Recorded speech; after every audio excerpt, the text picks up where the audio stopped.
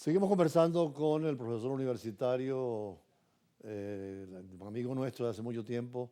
Además, fue director de la Escuela de Ciencias Políticas, Eduardo Valero.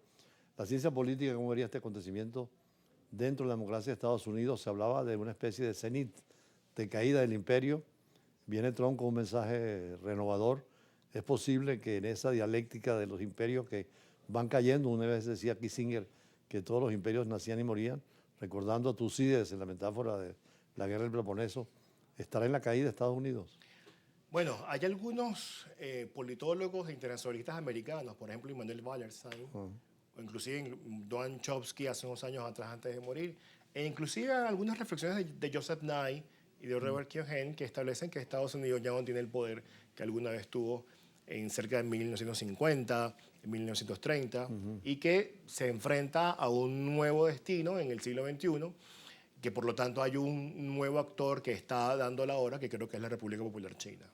Es decir, que pareciera una dialéctica, los imperios van cayendo y surgen nuevos poderes, pero no siempre habrá guerras, como lo decía precisamente el ministro de la Defensa, publicó un pequeño folleto sobre los desafíos del Peloponeso, de Tucídides, decía que casi era posible una guerra de China con Estados Unidos, pero pareciera que los chinos son pragmáticos, están buscando mercados con la ruta de la seda, ¿no?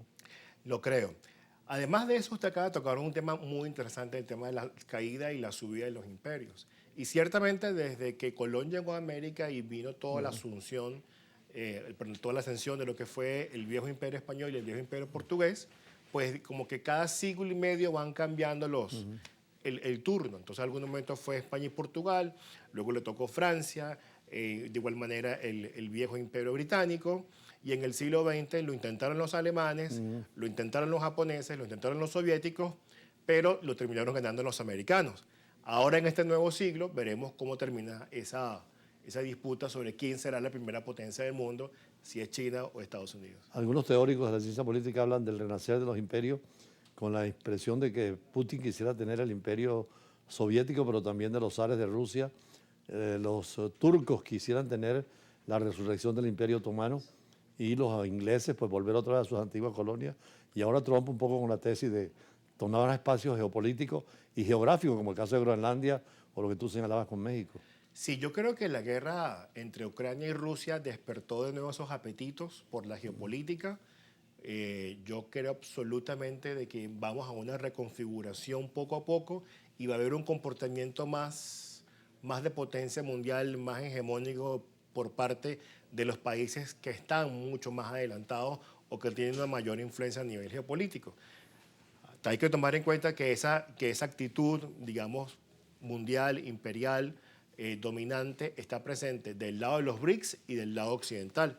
Así que yo creo que esta multipolaridad de varios actores, Turquía, con su geopolítica en el Medio Oriente y hacia Europa.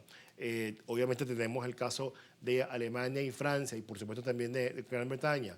Y tenemos a los Estados Unidos mirando con esa mirada de águila por parte de Trump hacia Groenlandia, algo bastante polémico, lo que acaba de decir con el tema del Golfo de México.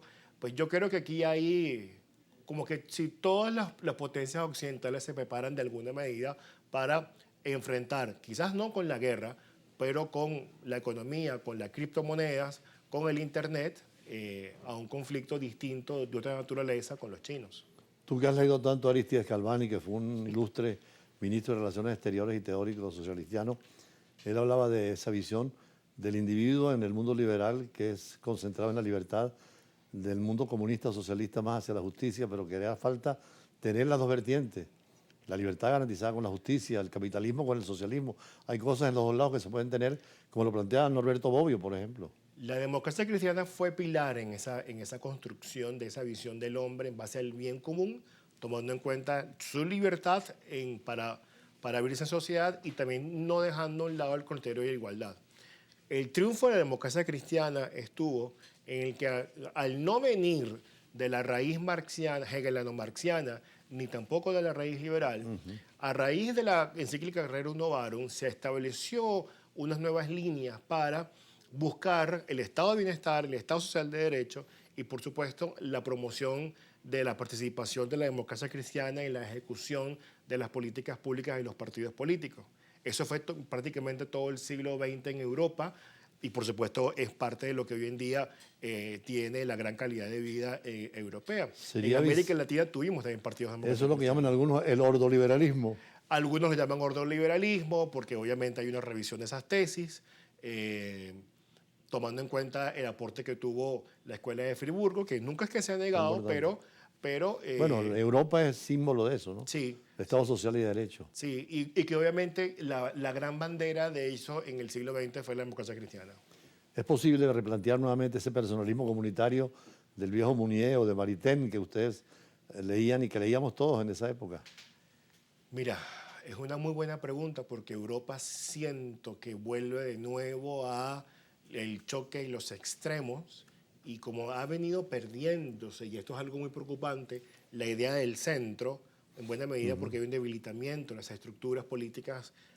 Obviamente el partido político ya no entusiasma a la gente como lo hacía en el siglo XX, ahora son las ONGs, ahora está metida en las redes sociales, hay otros agentes alrededor del partido político. Recuperar la cultura del centro en un mundo donde el ciudadano global exige más democracia, pero tiene mayor cantidad de libertad de contenido y acceder hacia ellos, en buena medida por las redes sociales, generar una cultura del centro yo creo que es el gran reto que les tocará a los ciudadanos del mundo en este siglo. Y especialmente Europa, que no esté tan respaldada por Estados Unidos ni sumisa a las líneas de Washington, por supuesto tampoco en guerra con la Unión Soviética o con lo que ahora es Rusia, como fue en el pasado, sino que tenga su propia personalidad, inclusive su propia defensa, hasta nuclear, porque tiene a Francia e Inglaterra con armas nucleares. Sí, cuando Emmanuel Macron llegó al poder en el 2017, habló de buscar un ejército europeo distinto de la OTAN, en buena medida que pudiese responder a unos criterios de endeudamiento más reales a los europeos, pero tomando en cuenta toda esta influencia que hay ahorita, embajador, el mes que viene tendremos las elecciones en Alemania, que será yo creo que ese gran laboratorio de influencia. Musk ha dicho que hay que apoyar a AfD, veremos cómo... Que es la derecha liberal extrema, ¿no? Que veremos cómo se comporta el votante alemán en las futuras elecciones generales. ¿Cómo queda Venezuela en este nuevo cuadro mundial de la geopolítica, con los cambios en el Medio Oriente, en el caso de Siria, cambio de gobierno, la situación de paz entre Israel y Palestina, la presidencia de Estados Unidos, lo que viene en Europa con las nuevas elecciones? Yo creo que Venezuela tiene que hacer un gran ejercicio de paciencia estratégica porque, primero, su cercanía con los Estados Unidos y la cercanía para enviar petróleo y recibir, además de que no podemos olvidar de que hay refinerías en los Estados Unidos que fueron hechas prêt-à-porter, diseñadas al crudo venezolano. Pero también es un mundo bastante abierto y Venezuela es la entrada a América Latina, un país petrolero, un país gasífero, que obviamente siempre está presente en la mirada de los grandes del poder mundial.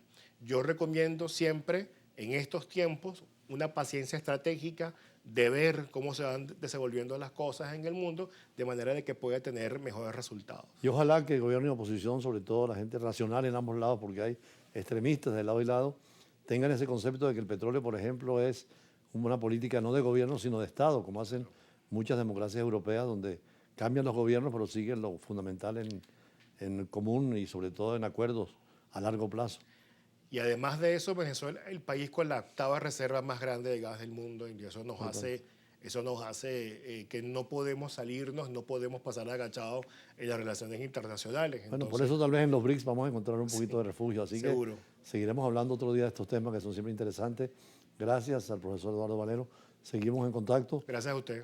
Y mañana a la misma hora con otros temas, ya serán otros escenarios, las noticias son tan rápidas que cambian y se alternan. Es lo internacional tan dinámico y complejo que nos obliga a tener siempre invitados que van más allá del choque de las imágenes, la fuerza de las palabras, nos ayuden con los análisis en profundidad. Muy buenas tardes.